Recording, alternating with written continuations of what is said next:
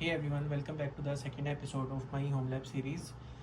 In the last video, we took a complete look at the hardware inside this HP ProLiant DL360e Gen8 server. Today I am going to upgrade the CPU to something more powerful, which will help me to run more VMs and get better overall performance for my lab setup.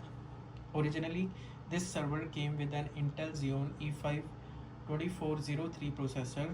It runs at 1.8 GHz and has a quad core and doesn't support hyperthreading.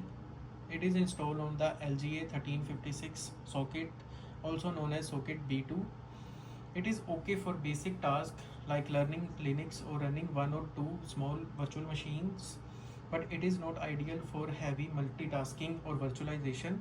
So I ordered a new processor and now it has arrived. So this is a Intel Xeon E5-2470 V2 processor. This one runs at 2.4 GHz and has a 10 cores and 20 threads and use the same LGA 1356 socket. With this upgrade, I will be able to run more virtual machines, test more tools, and build a much more capable home lab.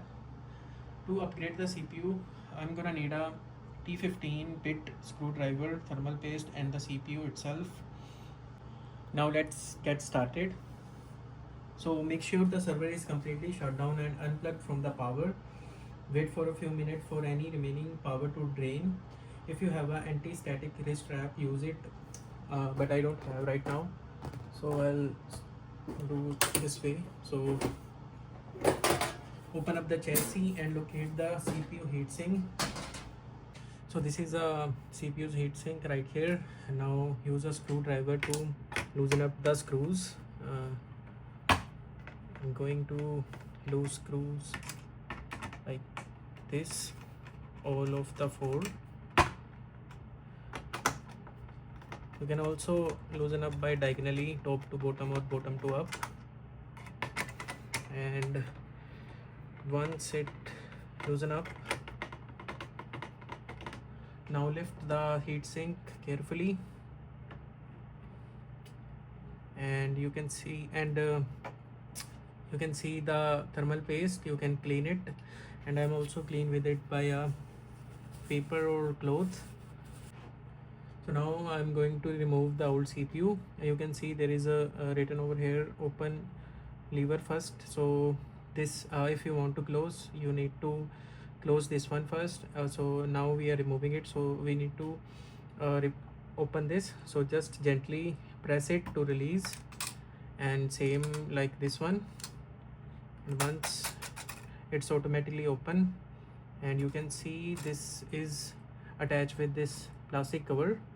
So I think we need to remove this cover because we need to add this on the new CPU. So just gently remove this cover.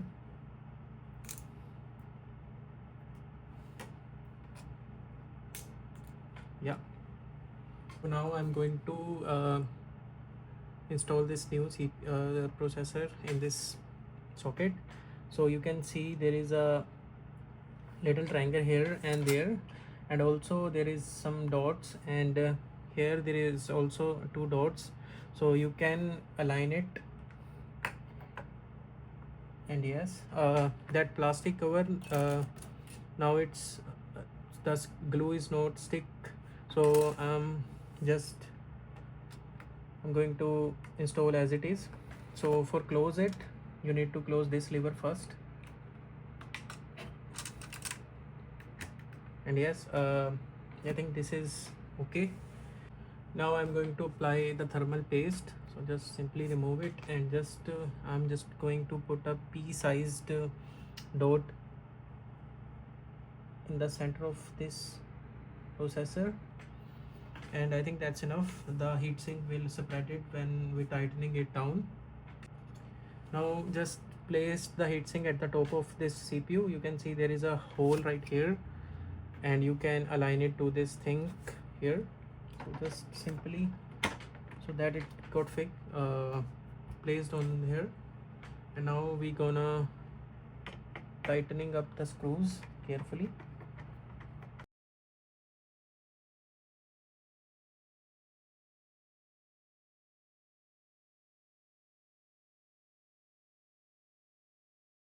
So yeah, it's done now.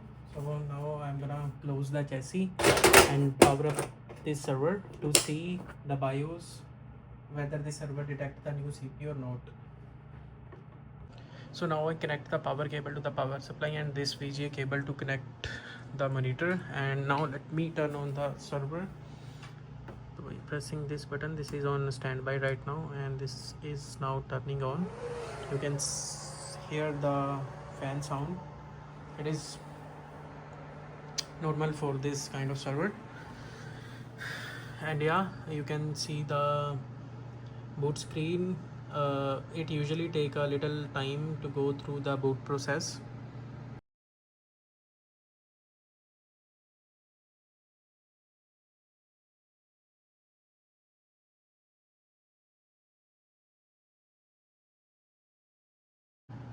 Now we are in the BIOS and you can see it has detected the Intel Xeon CPU E5-2470 V2 at 2.40 gigahertz.